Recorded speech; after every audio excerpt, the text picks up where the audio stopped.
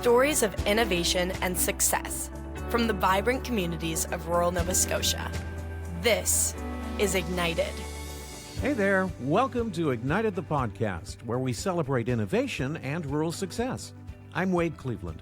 I work for a rural innovation hub called Ignite, and I'm here to tell you some great small town and rural success stories. This is part 2 of our interview with the Mayor of Yarmouth, Nova Scotia, Pam Mood, talking about downtown revitalization and creating community. As we get back into the talk, I want to again offer full disclosure that I'm a town councillor in Yarmouth, and I have been since 2016. So I have a close working relationship with Pam and a lot of buy-in for the programs that we're discussing today. Now, Pam, we've talked about the All Hands on Deck program, the Acoustics report from 2010 that outlined how to redo the downtown, and the facade program for the downtown that started transforming the outsides of buildings and brought color to the downtown.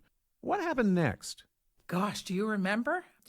I think it was the bump outs. I think it was the bump outs too, because it was one piece at a time. Yeah.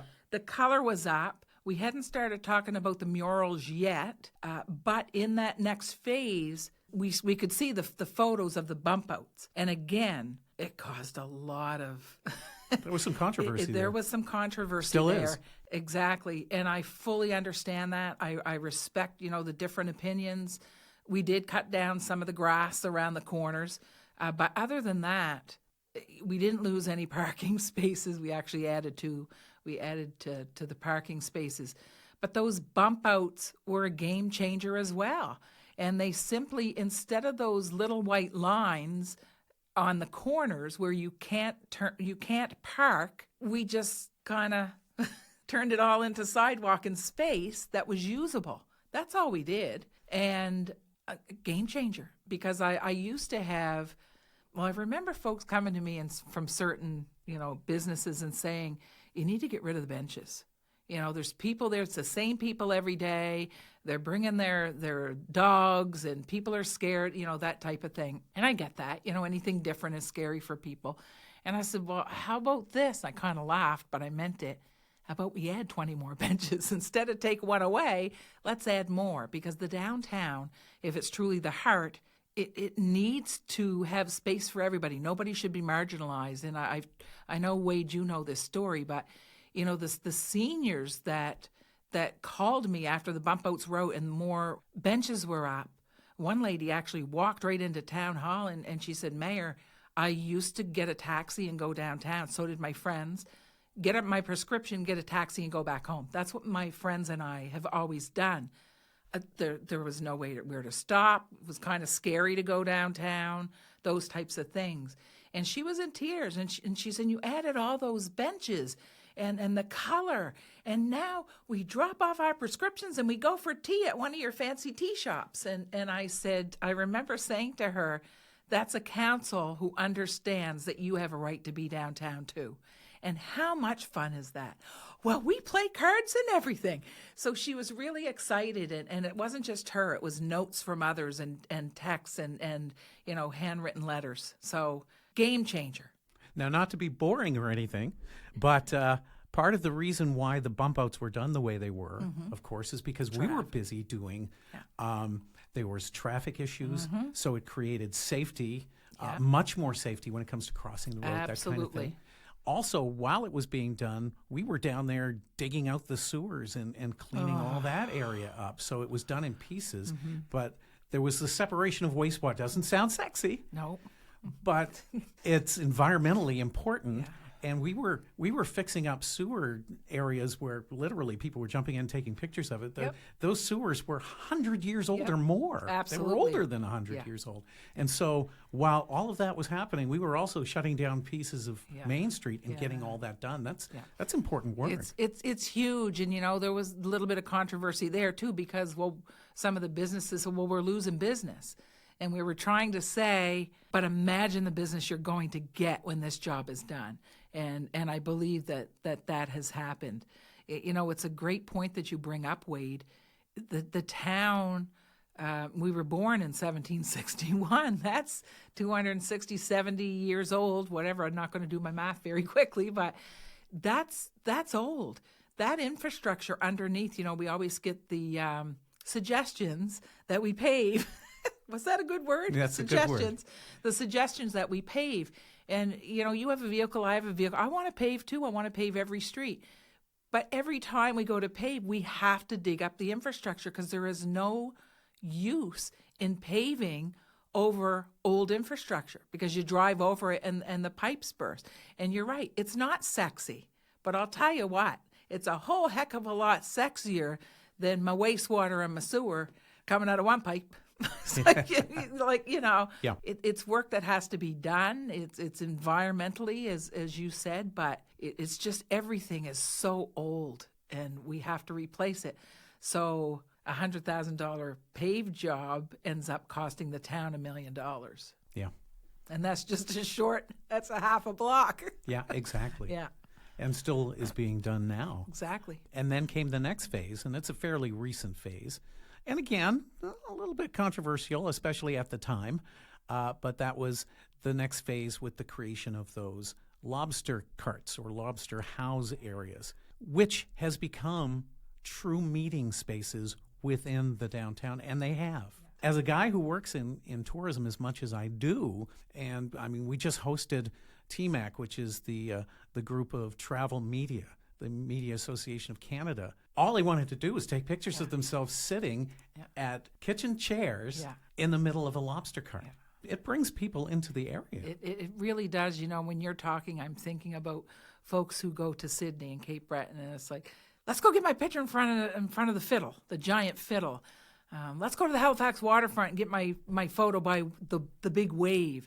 That kind of thing that draws us. And what people are saying now is you have to go to Yarmouth and get a photo in a lobster car. It speaks to our heritage. And, I've said to folks, I can put 20 more benches up and they can be brown and they can have, metal sides and we know what they look like.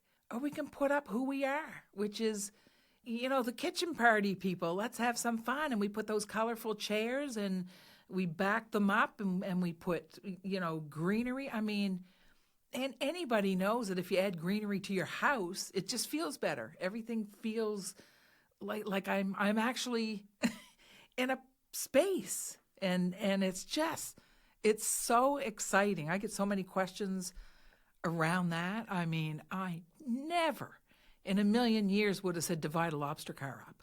I wouldn't have. That idea was just nothing less than brilliant. And seemed to have worked. Oh, it worked. It worked. And let's remember, people don't like change. That's human nature again. So whenever we do as a council, we do something and we talk about it, oh my gosh, this is it's going to hit the fan. And that's okay, as long as we know it's the right thing to do, because people just don't like change until they get used to it. And then they realize it's a better thing. I want to tell you about some amazing programming at Ignite aimed at youth. Inspiring youth and exposing them to entrepreneurship, STEAM programming is one of Ignite's pillars. STEAM stands for science, technology, engineering, arts, and math. And it's the key to igniting creativity, imagination, and innovation. From our Creative Arts and Music series of events to game creation, the $100 Entrepreneur Challenge summer camps to our Up and Atom Science and Sports summer camps, we are helping to build future innovators in our rural communities. For more information and to sign up for our events newsletter, visit igniteatlantic.com. You'd mentioned greenery. We talked about all hands on deck already. Seems like a good time to bring up people like Communities in Bloom. Yes. Communities in Bloom is an organization, it's a national organization that deals with community revitalization. It's not just about planting flowers. It's about creating beautiful spaces for people to be in. We are the smallest, and I'm speaking of Yarmouth specifically, we are the smallest town in the country to have hosted a national symposium for Communities in Bloom and had not just people from all over the country, but people from all over the world. We had people from Italy. I still speak to people on Facebook from Slovenia who I made friends with. I have a mayor friend in Ireland. It's an amazing thing. Hungary, yeah. The role of an organization like Communities in Bloom, and they've really kind of stepped up between Communities in Bloom and the Yarmouth Garden Club. You see those people all the time in the downtown weeding, planting, creating. They're doing that on their own time with their own money and creating beauty that's bringing people into that downtown area. Yeah, it's community at its best. I mean, it's hard to even express in words the thankfulness, the gratefulness that we have to have citizens like that who just care so much about their community. And it's funny, in the bigger picture, community is home. And they're looking after their community the same way as they look after their personal properties. Like, that just breaks me, because what they're doing is for everybody. And it's just a beautiful thing. They are humble, they are kind, very unassuming. They're just on their knees weeding gardens and planting and up to their elbows in dirt, with the biggest smiles on their faces. I mean, they all know me. I have to go to the dollar store and get something plastic and chuck it in the ground. I can kill anything, but they just bring this community to life. As an example of downtown revitalization at its best, every year Communities in Bloom does a series of awards. This year, Yarmouth was basically grand champion, 5-star gold winner of that. And that's quite an honor. National. Yep. In all of Canada, we came out on top. That's huge. And I know what the volunteers do. The judges always come in and have a chat with the mayor, and I make sure that they know how much we value these folks. But when they talk to me, I'm not a sappy kind of girl, but boy, it brings me to tears, because they can't believe that a community this size.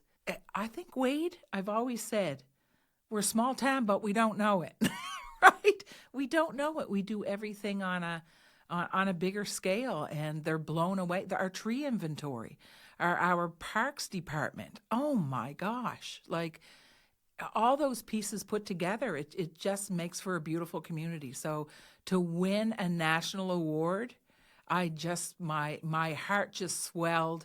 Over the last couple of years, something else has started to pop up in the downtown, and it's a gorgeous thing, and those are murals. Yes. Tell us a little bit about the murals. Where did this all start? I remember speaking to Dave Gorman about it, actually. Dave's a world traveler, and when I say I mean he's everywhere. And he just always sends me photos from wherever he is and says, look at these murals. And I'm a big believer, if you want it, do it. So, we've got the facade program. What better way to add to it than murals? And I know council agrees, because I don't make decisions. Council makes decisions, and they were granted extra money for that. So, people, I believe the process was that people would bid on it. Same kind of deal, you would get so much in funding for your property and to take care of the mural. And they're unbelievable. Danielle has done, I would say, the majority. Danielle Mahood, she's a local artist. She's amazing at what she does. And actually, the first one that she really did, it was my daughter Julie at Genesis on Water Street. And I remember Julie saying, I just don't just want my business. I want somewhere where people can come and have photo ops and say, oh, let's go to So she did a beautiful flower mural there, and people, wedding photos and everything like that. And when you travel, you're looking for that type of spot. And that's what's being created by this team. It really is quite a thing to see what has happened in a short period of time. I'm going to read you this because this is taken directly from the Downtown Blueprint from March 2010. In 20 years, so in 20 years from 2010 is 2030, I think we kind of beat that. Downtown Yarmouth will be a diverse and thriving community made up of people living, working, and playing in an historic yet modern waterfront setting. For the people who live in this community, their day-to-day services are available and close by. For those living in the outskirts, downtown becomes a much more frequent destination for services, leisure, and commerce. This new community will include families, older and young adults, students, professionals, and empty nesters. Downtown Yarmouth will also be the cultural hub of the Western Shore, a place where residents and tourists alike come to experience culture and history, visit galleries, see a play, go to a restaurant, walk the waterfront, attend events, and shop at one-of-a-kind specialty retail stores. A major new creative sector anchor has been constructed in the downtown. It will be a place where the arts and creativity flourishes. Heritage buildings will be restored and streetscapes will be lively and engaging. Missing buildings on the street will be infilled with high-quality new mixed-use developments. The waterfront will remain active and working, but new developments on the waterfront will bring more people to the water's edge.